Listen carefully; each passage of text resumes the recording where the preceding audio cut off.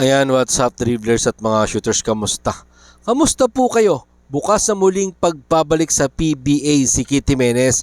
Ito nga po ang sinabi ni Commissioner Willie Marcial sa napipintong pagban sa YouTube sensation na si Jimenez. Eto't pag-usapan naman po natin ang Barangay Ginebra San Miguel ni Coach Tim Cone.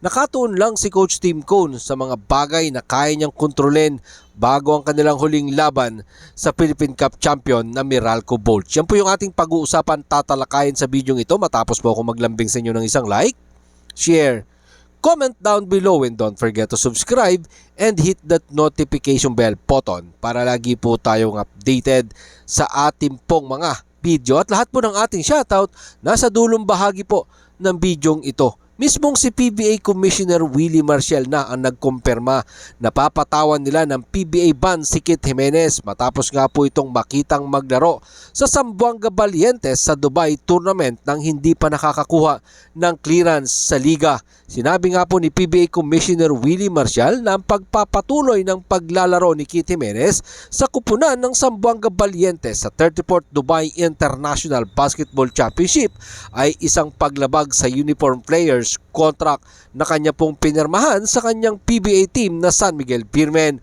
Ang YouTube sensation at mob star na nag-agree na maglaro sa kupunan ng Valientes matapos nga po siyang ilagay ng San Miguel Beermen sa UFA o unrestricted free agent with the right to salary, at meron pa po siyang isang taong kontrata sa kupunan ng San Miguel Beermen. Bagamat humingi po si Kit Jimenez ng permission sa San Miguel Management na maglaro para sa Zamboanga Valientes, sinabi nga po ni Commissioner Willie Marcial na ang 76 pick ng Season 47 rookie draft ay hindi pa nakakuha ng clearance sa PBA Commissioner's Office.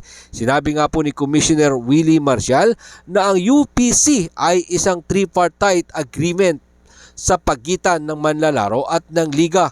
Anumang paglabas dito ay dapat permahan ng lahat ng partido. Pero siniguro naman ni Commissioner Willie Marcial na bukas pa din ang pinto ng PBA para kay Kit Jimenez at pwede niyang i-appeal ang napipintong pagban sa kanya sa pambansang liga kung meron pang ibang teams na gustong kumuha sa kanyang serbisyo at muling paglaro sa liga or sa kahit anong ball club. Let's see what happened the next chapter of career ni Mr. Kit Jimenez na kasalukuyan nga pong naglalaro dyan sa Dubai International Basketball Championship. Titingnan po natin kung pagbalik ba ni Kit Jimenez or dito sa pagpasok ng All Filipino Cup, malay natin may isa pang ball club na tanggapin siya dito sa PBA. Pwede naman po.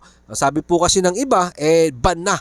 Ito pong si Kit Jimenez. Sinabi nga po ni Commissioner Willie Marcial na pwede pa yang iapila ni Kit Jimenez kung may kukuha sa kanyang kupunan na paglalaruin siya dito sa PBA. At ito, pag-usapan naman po natin itong tsansa ng Barangay Ginebra San Miguel at kung ano nga ba ang kayang kontrolin sa sinasabi po ni Coach Tim Cone. May maliit pa kasing tsansa ang Barangay Ginebra San Miguel na masungkit ang twice to beat advantage sa quarterfinals ng kasalukuyang PBA Commissioner's Cup. Pero sinabi nga po ni Coach Tim Cone na wala na iyan sa kanyang isipan. Ngayon, ang Barangay Ginebra San Miguel ay nasa ikalimang pwesto ng team standing. Katabla po nila dyan ang Quest team na Hong Kong Eastern. Tanga nila ang 7-4 win-loss record. Bago ang huling laban sa Meralco Bolts, kaagaw din nila sa team standing. Ang nasabi pong Meralco Bolts ay nasa ikatlong pwesto, tanga ng 7-3 win-loss record. At gusto nga po ng Meralco na makuha din ang isa pang twice to beat advantage. Sinabi nga po ni Coach Tim Cone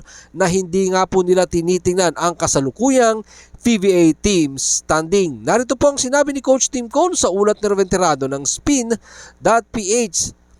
Ang magagawa lang natin ay kontrolin kung ano ang kaya nating kontrolin. At iyon ang ating sarili. Lagi nating pinag-uusapan ito. We try na wag masyadong tumingin sa team standing because if you're down in the standing, inilalagay mo lang sa isang malaking pressure ang iyong sarili to try to move up at maaari itong maging isang distraction, madidismaya ka.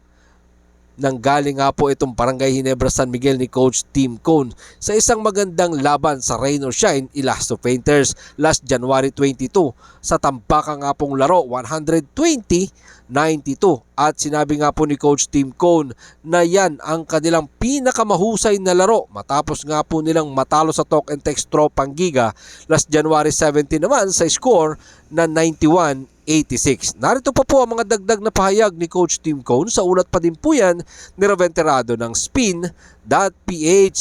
May isa pa tayong mahigpit na kalaban sa Meralco. Mahirap ang finishing kick namin dito sa Talk and Text, rain or shine, Meralco, sa aming huling 3 laro.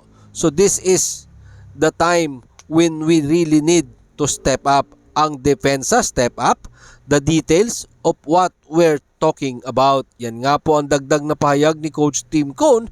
Maganda ang kanilang panalo laban sa rain or shine Elasto Painters. And hopefully, at sana inaasahan po yan ng Barangay Ginebra San Miguel. At hindi lang ng Barangay Ginebra San Miguel, siyempre pati ang mga fans ng Barangay Ginebra San Miguel na masustain nila yung laro nila against sa mga bataan ni Coach Yeng Giao. Yan ang ating tutunghayan mamaya dyan po sa loob ng Smart Araneta Coliseum. Ang Pakpakang Barangay Ginebra San Miguel, 7:30 po yan, kalaban ng Meralco Bolts, ang Philippine Cup champion na Meralco Bolts. Maraming salamat po sa inyong panonood. Ano naman po ang inyong maging opinion? Diyan po natin yan pag-usapan sa comment section. Ingat and God bless everyone. Pero katulad po ng ating nakagawian, shoutout po kina